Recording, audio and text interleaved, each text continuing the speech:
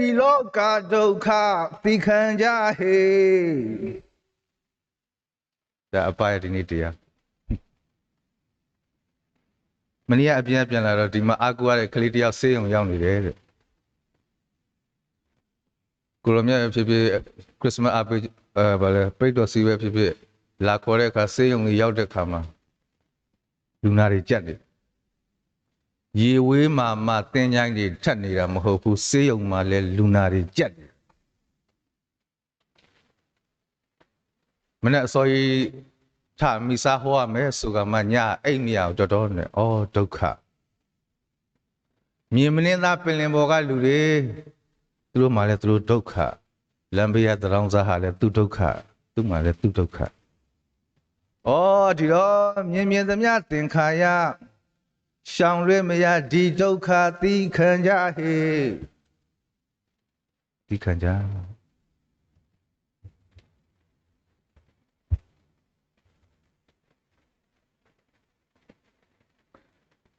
မြင့်တဲ့အပင်ဟာလေတံခံရတယ်လို့နှိမ့်တဲ့အပင်ဟာလည်းအနှင်းခံရတာပဲတမန်တော်ခန်းကြီးစက္ကုံငယ်7နှစ်ဒီနေ့ကျမ်း The Son of Man will suffer similarly at their hands လူသားဟာလည်းသူတို့ရဲ့လက်မှာဒုက္ခဝေဒနာခံစားရလိမ့်မယ်ခရစ်တော်ဟာသူကြုံရမယ့်ဒုက္ခကိုဉာဏ်တော်နဲ့ကြိုသိနေခဲ့ပါတယ်ဒီတော့ဒုက္ခကိုမရင်ဆိုင်ရခင်ကတည်းကကြိုတင်ခံစားနေရတာပါဒါကြောင့်လူတွေကြုံရလူဒုက္ခဖယားဒုက္ခနဲ့ရှင်မရပါဘူးကျွန်တော်တို့မှာမနှက်ပြန်ဒုက္ခရှိမယ်ဆိုရင်တော့ကြိုတင်မသိတဲ့အတွက်မတိုင်ခင်ညမှာကောင်းကောင်းစားကောင်းကောင်းအိပ်လို့ရမှာပါခရစ်တော်ရဲ့အနေထားကအဲ့ဒီလိုမဟုတ်ခဲ့ရှာပါဘူး Jesus foresees his passion and death with equanimity ခရစ်တော်ရဲ့ခရစ်တော်ဟာဒုက္ခနဲ့သေခြင်းကိုကြိုသိနေခဲ့ပေမဲ့ဟေ့ပတ်ထားနော်တည်ငြိမ်နေခဲ့ပါတယ်ဒီအနေထားကဒုက္ခကိုကြုံတွေ့နေကြလူတွေအတွက်အားရှိစရာပေါ့တန်လူကခန်းကြီး21အငယ်7ကနေ19အဲ့ဒီကျမ်းကိုကြောတက်ထွက်မိန်ကွန်းလို့ပေးထားတယ်မိန်ကွန်းနေလေစမတိုက်ကစမတော်ကစစ်မြေပြင်မထွက်ခင်အဲ့ဒီကျမ်းမှာခရစ်တော်ကသူ့အတွက်နဲ့သူ့ကြောင့်ငါတို့ကိုဖန်ဆင်းညှင်းဆဲခံရအမုန်းခံရလိမ့်မယ်ဒါပေမဲ့ဘလို့ရင်ဆိုင်ရမလဲဆိုတာကြိုတွေးမထားပါနဲ့နှုတ်ဆွနဲ့ဉာဏ်ပညာကိုသူပေးမယ်ငါတို့ရဲ့ခေါင်းကစံကြီးတစ်မြေအောင်မှပျက်စီးမဆုံးရှုံးစေရကြီးခိုင်မာခြင်းရှိကြသူ့ကြောင့်ဒုက္ခရောက်ရင်တော့ဆိုပြီးအဲ့ဒီလိုအကြီးအားပေးခဲ့တယ်ဖြစ်လာမယ့်နမိတ်တွေကိုကြိုဟောခဲ့သလိုကြိုပြီးအားပေးခဲ့တဲ့ခရစ်တော်ဟာဒီစကားတွေကိုလူလူပြိတ္တကိုပြောခဲ့တာမဟုတ်ဘူးတလားသူရွေးထားတဲ့တပည့်တွေကိုအနီးကပ်ပြောခဲ့တဲ့စကားတွေသူ့စကားတွေတကယ်ဖြစ်လာခဲ့ခြင်းရဲ့မှတ်တမ်းတွေဟာတမန်တော်ဝတ္ထုကိုဖတ်ကြည့်လိုက်တာနဲ့သိနိုင်ပါတယ်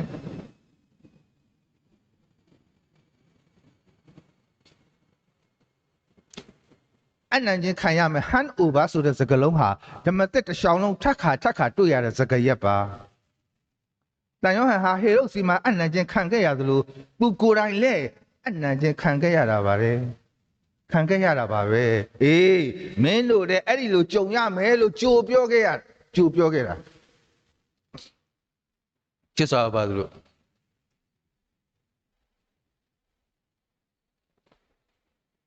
ဒုက္ခကဗာလေအလိုက်မသိတဲ့ဧည့်သည်နဲ့တူတယ်တခါအကြာကြီးနေတတ်တယ်မဖိတ်လဲလာတတ်တယ်အဲ့ဒီခါမှာဒုက္ခကကိုယ်စီလာလေတဲ့ခါမှာကိုကအဲ့မခံတတ်ရင်ဘယ်သူစီပြေးမလဲဒုက္ခကလာလေပဲ့အဲ့မခံတတ်တယ်ငါမျက်ရည်သာချတိုက်ကမှညစာပါစားမယ်ပြောအမောဖောက်လာတဲ့ငါဆေးဆရာစီပြေးခဲ့ရတယ်အပြေးတော့မမှားနဲ့ပေါ့ငါတို့စီလာတဲ့ဒုက္ခကအလိုက်မသိတဲ့ဧည့်သည်အထာကြာနေတတ်တယ်လို့ပုံစံမျိုးစုံခေါင်းစဉ်မျိုးစုံနဲ့လည်းလာတတ်လို့အဲ့မခံတတ်တဲ့အခါဖျားစီပြေးကြပါဒီတော့ဒုက္ခကရှောင်မရသိခံကြပါ James chapter 5 verse 7 Be patient brothers and take the Lord's coming ညီကိုတို့ သခင်ဖျားကြွလာတော့မသိတိုင်အောင်စိတ်ရှည်သီးခံကြတဲ့တမန်တော်ခန်းကြီး7အငယ်3မှာကြတော့ Are you the one who is to come or have you got to wait for someone else ကိုရောကကြွလာမယ်သူလားဒါမှမဟုတ်အခြားတစ်ယောက်ကိုစောင့်ရအောင်မလားအဲ့ဒီကျမ်းမှာမေကုန်းတွေနဲ့အဲ့ကျမ်းကမေကုန်းကဘယ်လိုသဘောရလဲဆိုတော့စိတ်မရှိတဲ့သဘောစောင့်ရတာကိုစိတ်မရှိတဲ့သဘောစင်ချင်းကပြောတယ်ဟေးညီကိုတို့သခင်ပြကြွလာတဲ့တိုင်အောင်စိတ်ရှည်သီးခံကြတဲ့ပတ်သက်ခံစားမိတယ်ပေါ့ကြာလာတော့လေလူတွေကတချို့တွေဒုက္ခနဲ့ယဉ်ပါလာလို့ဒုက္ခကိုတော့ဒုက္ခလို့တော့မခံစားရတော့ဘူးလားမသိဘူးဘယ်တရားကမှလူတွေရဲ့ယဉ်ကိုမအေးမြစေတော့သလိုပါပဲဒါအပခံစားချက်ပါလူတွေဘက်ကနေခံစားကြည့်တာလေအပတို့ဘလောက်ဟောထိကျင်မှထိတာအေးကျင်မှအေးဝါတာသူတို့ဒုက္ခတွေရဲ့အတိမ်နဲ့ကိုအပတို့ကဖတ်မှန်လို့ပဲရတယ်သိလို့ဘာသူတို့ရဲ့ဒုက္ခတွေအဲ့အတွေ့အကြုံကနေဆက်ပြောချင်တာတလို့ God has a reason for allowing things to happen we may never understand his wisdom but we simply have to trust his way ငါတို့ရင်မဆိုင်ခြင်းတဲ့အရာတွေအတွက်ခွင့်ပြုနေခြင်းအပေါ်ဖခင်မှာခိုင်လုံတဲ့အကြောင်းရှိတယ်နော်ငါတို့အုံနောက်သေးသေးလေးနဲ့ဖခင်ရဲ့ဉာဏ်ပညာတော်ကိုဘယ်တော့မှနားလည်နိုင်စွမ်းရှိမှာမဟုတ်ဘူးဒီတော့ရိုးရိုးလေးသာယုံလိုက်ပါရိုးရိုးလေးသာယုံလိုက်ပါ Exodus chapter 70 verse 3 Why did you bring us out of Egypt ဣသရေလလူမျိုးတွေလည်းအဲ့ဒီလိုမေးခဲ့ဘူးလေပြောချင်တာက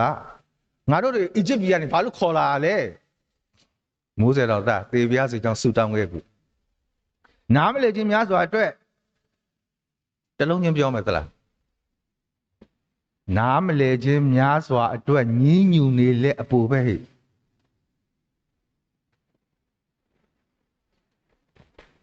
No problem ahead of you is the greater than the God behind you သင်ရှိကဘာပြဿနာပဲဖြစ်ပါသင်နောက်ကဖျားလောက်မကြီးကျယ်လှပါဘူးဒါကြောင့် I am smiling not because I am stronger than my problem ငါပြဿနာများထက်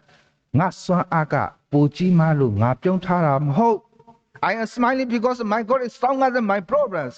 ငါပြဿနာထက်ငါဖျားစွမ်းအားပိုကြီးမှလို့သာငါပြုံးပါသည်လို့ပြုံးလေးနေကသိခံပေးကြပါ